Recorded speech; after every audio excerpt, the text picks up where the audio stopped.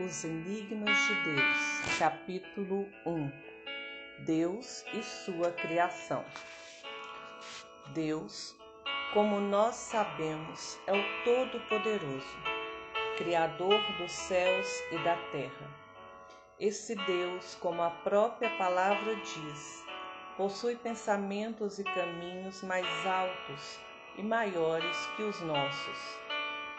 Embora estudiosos afirmem que o universo criou Deus, a Bíblia diz em Gênesis capítulo 1, versículo 1, que tudo foi criado por Deus. No princípio criou Deus os céus e a terra. Assim, como os céus são mais altos do que a terra, também os meus caminhos são mais altos do que os seus caminhos, e os meus pensamentos mais altos que os seus pensamentos. Isaías, capítulo 55, versículo 9. Talvez por isso haja uma dificuldade muito grande para compreendermos os enigmas de Deus. Em outro momento, quando Deus envia o profeta Samuel à casa de Jessé para ungir um dos seus filhos como rei de Israel, o próprio Deus o adverte dizendo para não se atentar à aparência, porque ele não vê como o homem vê, ele vê o coração. Porém o Senhor disse a Samuel: não atentes para a aparência, nem para a grandeza da sua estatura, porque eu tenho rejeitado. Porque o Senhor não vê como o homem, pois o homem vê o que está diante dos olhos, porém o Senhor olha para o coração. 1 Samuel, capítulo 16, versículo 7. Aqui nós percebemos que Deus tem uma forma totalmente diferente de ver, comparado à forma de um homem ver. Se olharmos a história de Davi, veremos que ele era uma pessoa que nem a sua família conseguia ver valores.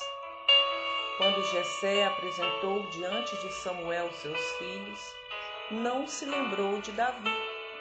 Davi só foi lembrado quando aqueles que estavam em casa não foram aprovados.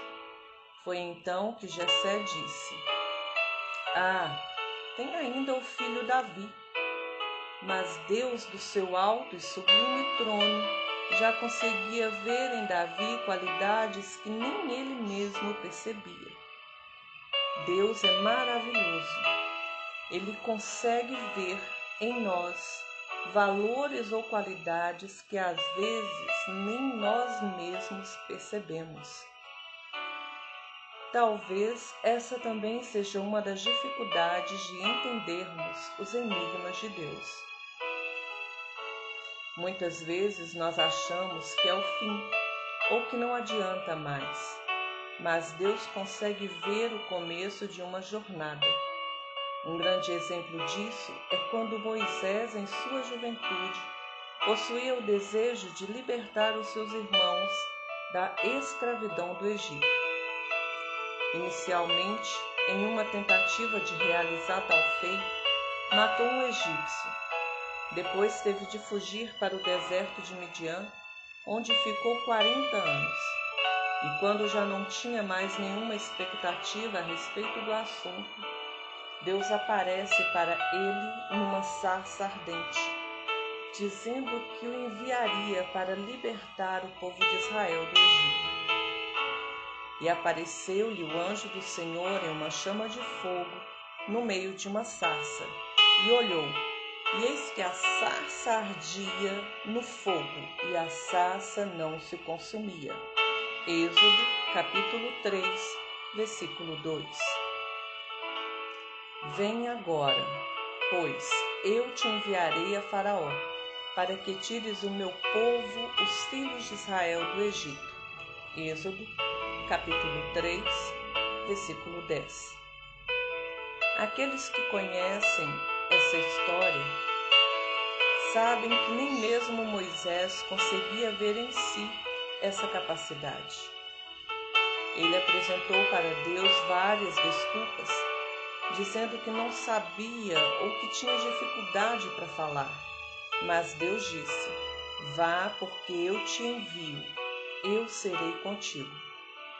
Conhecemos também a história de Gideão, um dos mais pobres de Manassés, homem de baixa estatura, de família humilde. Deus o escolhe para tirar o povo de Israel das mãos dos midianitas. O próprio Gideão não conhecia em si essa capacidade, mas Deus lhe disse: vá nessa tua força e eu serei contigo. Então o Senhor olhou para ele e disse: vai nesta tua força e livrarás a Israel das mãos dos midianitas. Porventura não te enviei eu? Jeremias, capítulo 6, versículo 14. E o Senhor lhe disse: porquanto eu hei de ser contigo, tu ferirás os midianitas como se fosse um só homem.